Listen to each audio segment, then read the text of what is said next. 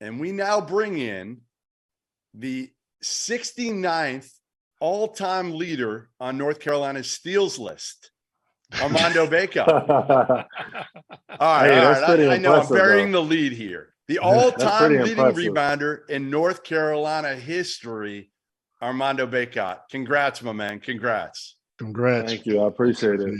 That's big time. I mean, that's big time. I'm going to tell you right now, Henson had 886 rebounds in his career, but he only played 109 games. It took you 119, but you passed Tyler Hansbrough. Now, here's my thing. I know I saw this, that you played Psycho T in a pickup game before you got there or right when you got to Chapel Hill, and it did not end well. Take us through what happened in that pickup game. Yeah, I mean, I guess I really didn't read the room or really watch a lot of his highlights. I thought I knew a lot about him, and I tried to be a little physical with him and kind of get in his grill and stuff, and I quickly realized like that was not a smart idea. What happened? Where'd you end up? Well, I mean, it was just real physical. Then I ended up in the hospital, and then like I'm hearing he said he don't even remember that, which is even more crazy. Like, how does he not remember me putting me in the hospital? Because he's put a lot of people in the hospital, Mondo. Exactly. Like that was those crazy. elbows, they're sharp. Yeah, no, for sure. I learned my lesson, but I also took something from that though. What did you take from it? Try to do it myself. It worked. It make people back off. There you go. Go ahead, John.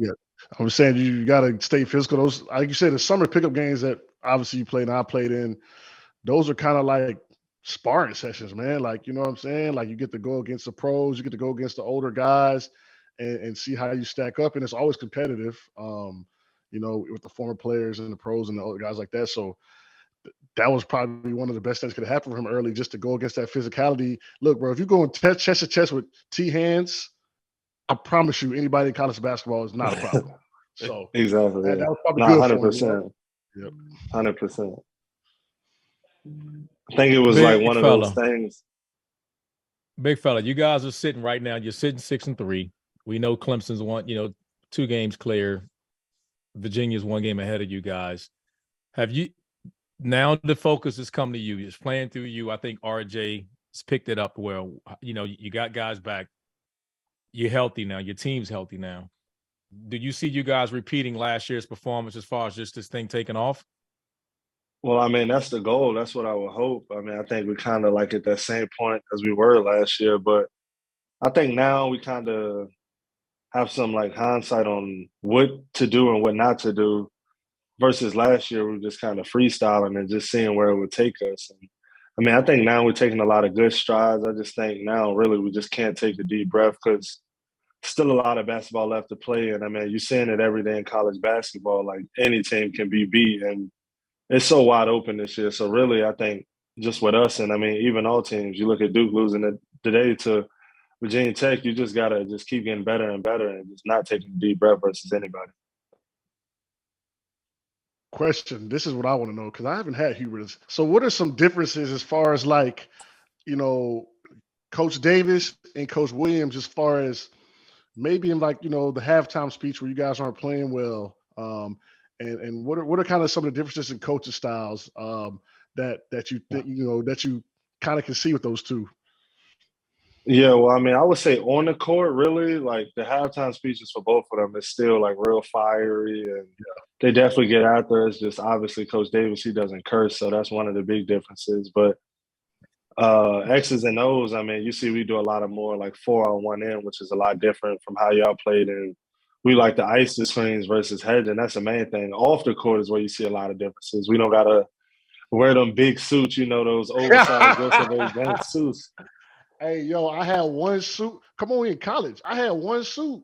When I got done with school, the whole inside of the suit was dirty. It was nasty. So that's exactly. You know how terrible those suits is. So that's one big thing. And then also too, like before practice, we playing loud music, like we listening to our music and warm ups and stuff like that, getting ready for practice. So he kind of added like a little bit of flair to stuff and a little bit more excitement, I guess.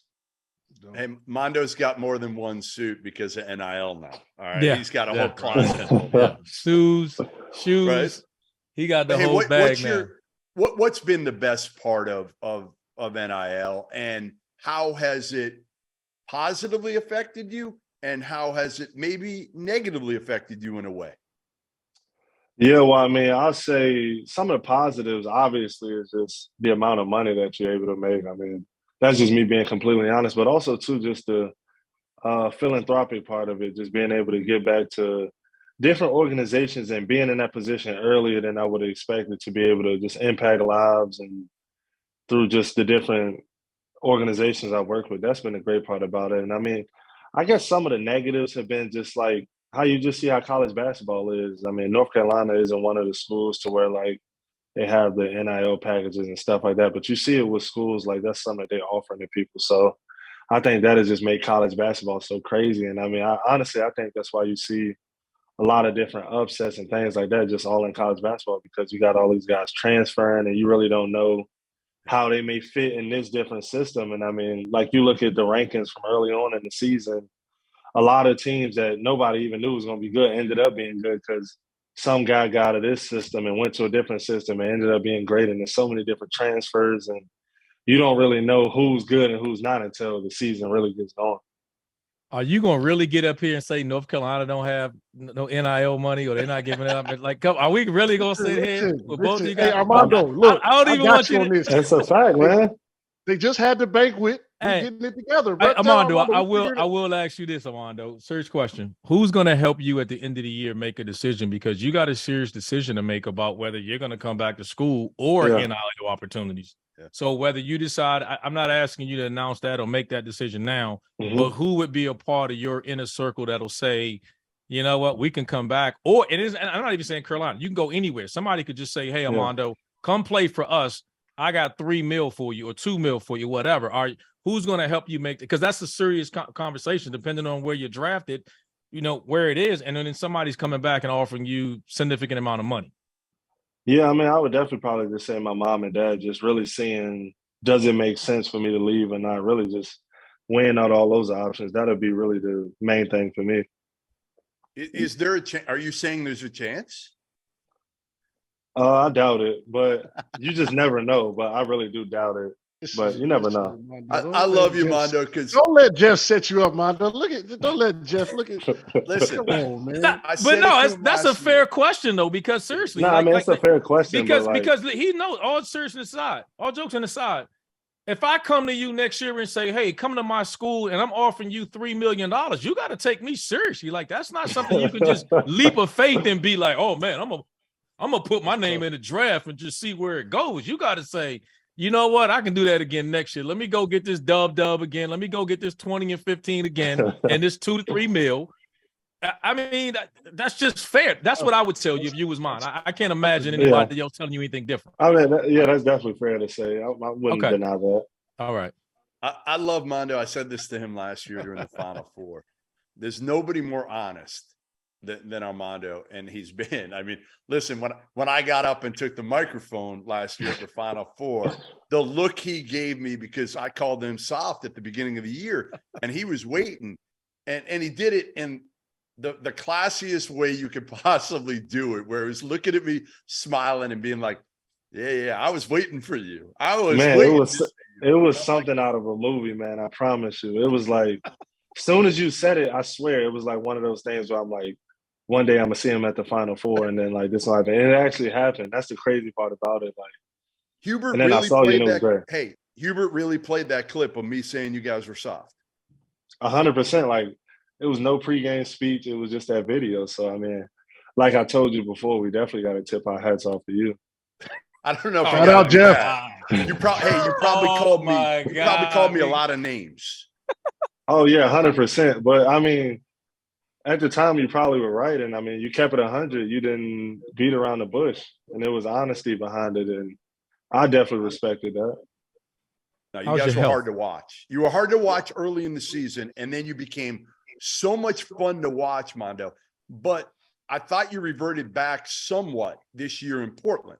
I felt like you guys were not having the same level of fun, and chemistry wasn't what it was when you picked up this year. And a lot of people were saying, well, Pete and Henson for Brady Manick.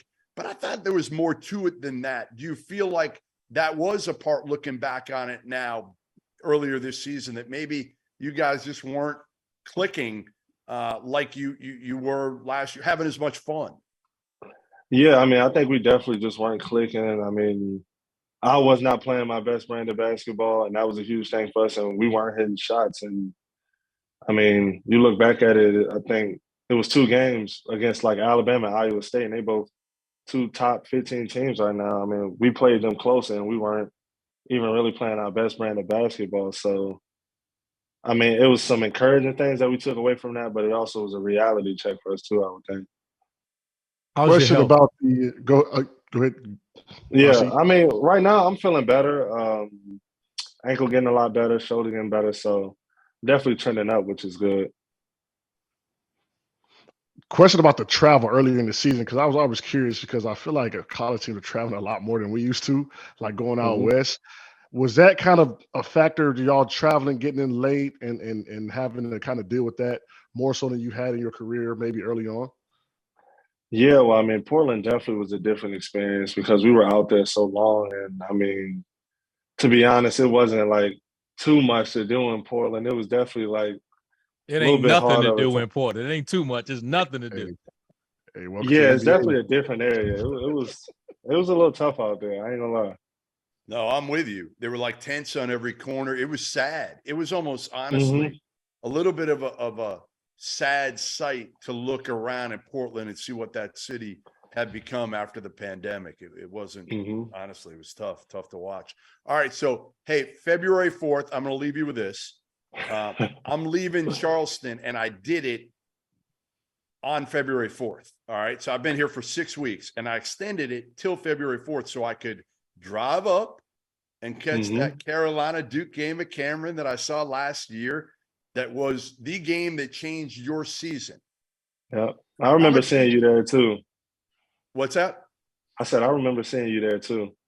I didn't even go in your locker room after the game because honestly, it was more about Duke. It was a tough decision to make, Mondo, because it was like, obviously you guys had gotten the win, but K had lost in his final home game. That was more of the story that day. You guys started to 100%. become the story that day. How much do you look at Henson? Henson's loving this. Loving it. You made his night, by the way. Made his night. Yeah, hey, he was gassing it up. I'm like, this better be. I mean, this is better than I could have. Hey, Jeff, you did that. You I did did that. it. I delivered. I delivered, don't I?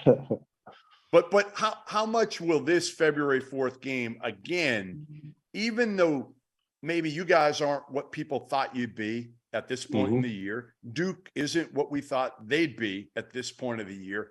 What will the significance be of this game this year?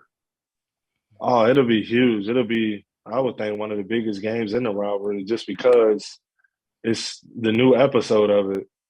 You got, well, new season, I'd rather say, because you got obviously Coach Shire, first year head coach, and then Coach Davis going into his second year, and you go away from that Coach Williams and Coach K thing. So it's kind of like, I guess, the new look and how the new rivalry of it will look. So it'll definitely be a high impact game. And I mean, I know when we go in there, it's going to be a crazy environment just based upon how last year went for sure. Great point. All right, listen, we appreciate you jumping on from your hotel room in Syracuse. Don't go outside. It's probably snowing out there. It's probably It's snowing. It was terrible. Yeah, terrible. You're not tough enough anymore to deal with that weather. Exactly. Terrible, man. All right, listen. Thanks again, my man. I'll see you in a couple of weeks for the Duke Carolina game in Durham. And say goodbye to your boy here, Henson. Appreciate you. Hey, My thanks God. for coming, man. Good luck tomorrow. No problem. Appreciate y'all.